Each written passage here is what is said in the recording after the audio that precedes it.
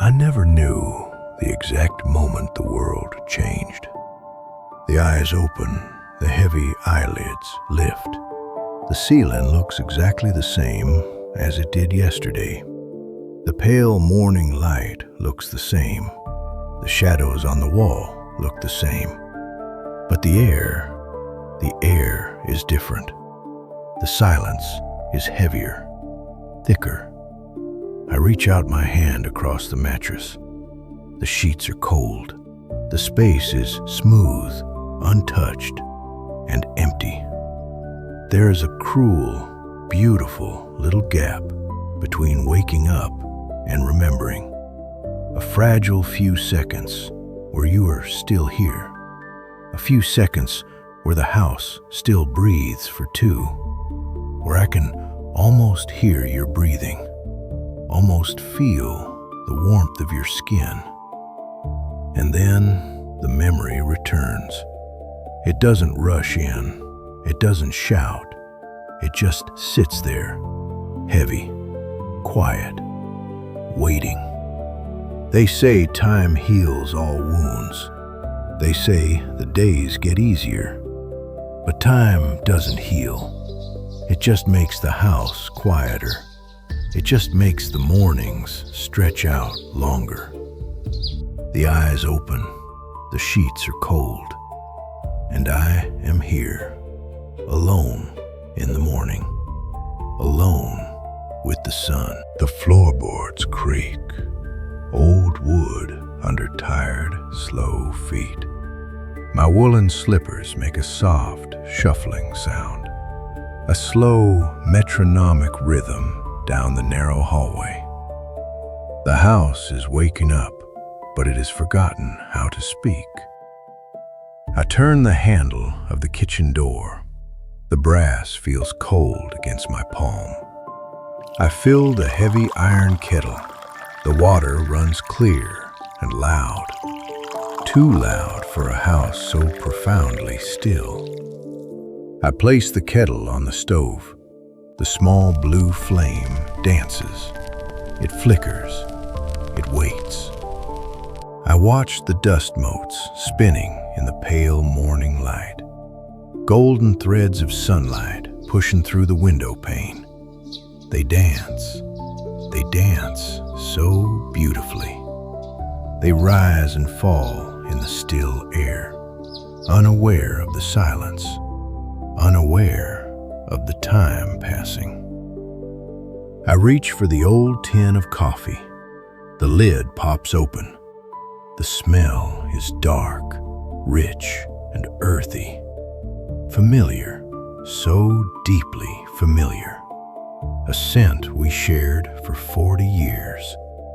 40 years of mornings just like this. 40 years of 2 cups on the counter. I pour the dark grounds. I wait for the whistle. The kettle sings a low humming tune. Steam rises, curling into the cold air, twisting, turning, disappearing into nothing. I take the ceramic mug from the wooden shelf. Just one mug today, just one. My hands are wrinkled now, maps of a long, long journey. The heat of the thick clay warms my stiff fingers. It feels good. It feels like a small, quiet comfort, a tiny piece of warmth in a cold, empty room. The old clock on the wall ticks. Tick, tock, tick, tock. Relentless, patient, unforgiving. I lean against the counter. I watch the steam. I watch the light. I take a slow, deep breath. Slow living, quiet living. A life made of small, invisible moments that nobody else sees. I walk slowly into the living room. The mug warms my hands. The coffee smells like yesterday. And there it is, in the corner of the room, right beside the large window where the light falls perfectly. The old reading chair, your chair. The fabric is still worn on the left armrest, worn by your hand, worn by your touch, worn by decades of you sitting there, watching the world go by, watching the autumn rain hit the glass, reading the Sunday news, complaining softly about the cold winter drafts. The indentation of your shape still lives in those cushions, a ghost made of woven wool, old threads, and memory. I stand there and I stare. The chair is empty, the room is empty, and the weight of that emptiness feels like a vast, dark ocean. I remember the sound of your voice coming from that corner. "Is the coffee ready?" you would ask, without looking up from your book. "Almost," I would say, "almost." I still listen for it. I can't help it. Every single morning, my mind plays a cruel, beautiful trick. I hear the rustle of the paper pages turning. I hear the soft clearing of your throat. I see the shadow of your profile against the morning sun. I see the thick woolen sweater you always wore when the frost came. But it's just the wind outside. It's just the old house settling into its wooden bones. I sit on the sofa opposite your chair. I take a sip of the dark coffee. It tastes bitter today. It tastes like absence. Why did no one tell us? Why did no one warn us that forever is just a fragile word? We spent our youth chasing the future, building a home, paying the bills, fixing the roof, raising children who grew up and flew away. We thought we had all the time in the world. We thought the chair would always be full.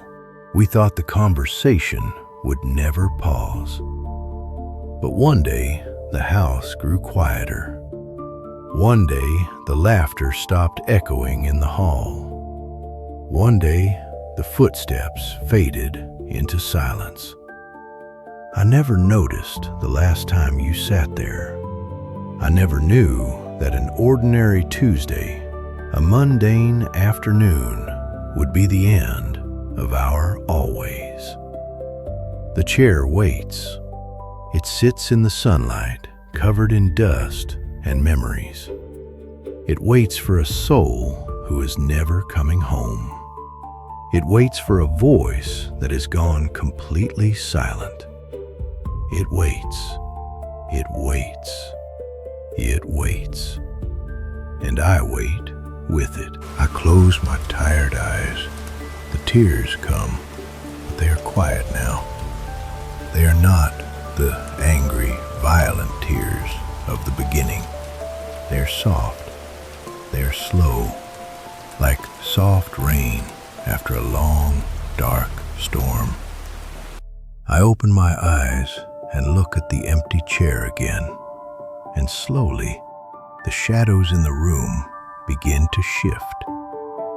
The golden hour sunlight falls across the worn fabric, turning the old threads golden, turning the memories warm. Maybe this ache in my chest is not a punishment. Maybe this heavy, endless grief is not a curse. Maybe grief is simply love. Love that has nowhere left to go. Love with no physical place to land. It gathers in the corners of our eyes. It rests in the hollow of our throats. It fills the empty spaces of the house. Because to feel this kind of paralyzing pain, I had to experience an extraordinary love. I look at the chair and I don't see emptiness anymore. I see a monument, a quiet, beautiful monument to a life beautifully lived. That chair means you were here. That worn armrest means you were real. We loved, we fought, we forgave, we laughed, we stayed. We stayed through the hard, freezing winters. We stayed through the bright, golden summers. We stayed until the very last page of our chapter. How incredibly lucky I am. How profoundly blessed my soul was to have been given something that makes saying goodbye so impossibly hard. Some people walk through their entire lives searching for a love like ours, wandering the earth, hoping to find a heart that feels like home. And I had it. I had it right here in this quiet, ordinary room. The chair is empty, but my heart is so incredibly full. Full of you, full of decades of mornings and coffees and whispers in the dark, full of shared silences and hands held tightly under woolen blankets. You are not gone. You have simply moved from that chair into me. You are the warmth in my hands when I hold this mug. You are the quiet peace in my mind when the sun rises. You are the golden light spilling across the floorboards. I take another slow sip of my coffee. It tastes sweeter now. It tastes like deep, quiet gratitude. I smile at the empty chair, a gentle, knowing, peaceful smile. Good morning, my love, I whisper to the silent room. Good morning. And the house feels a little warmer. The silence doesn't feel heavy anymore. It doesn't feel like a burden. It feels like a blanket, a soft, thick woolen blanket wrapped around my tired shoulders. If you are listening to this, if you are sitting alone in a quiet room, looking at an empty space, if you are missing a piece of your soul today, do not be afraid of the empty chair. Do not hide from the memories that echo in the halls. Let them sit with you. Let them pour you a cup of coffee. Because a love that deep, it survives the ticking clock. It survives the empty rooms. It survives the fading light. It survives the final goodbye. True love never leaves the house. It never packs its bags. It never fades into nothing. It just waits, quietly, patiently, beautifully.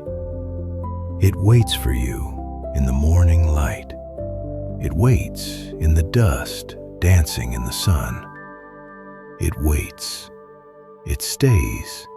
It stays forever.